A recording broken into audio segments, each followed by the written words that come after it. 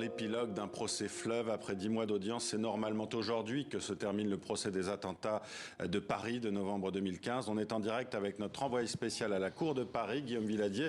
Guillaume, on a envie de dire enfin le verdict d'un procès qui fut éprouvant.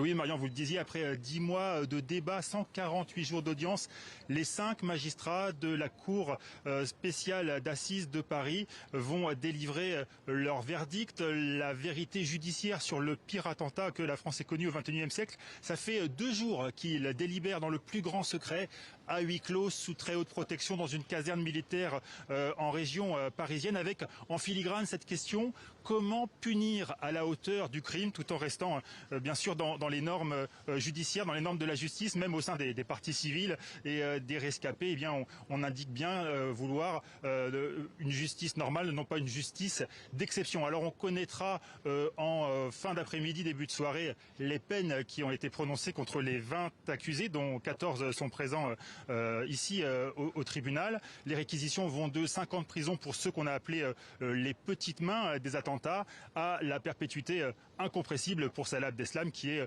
le seul membre encore en vie du commando du 13 novembre. Voilà donc fin de ce procès pour l'histoire, et aussi nouvelle étape, début d'une nouvelle phase pour les rescapés, pour les survivants et les proches des victimes dans leur travail de deuil et de reconstruction.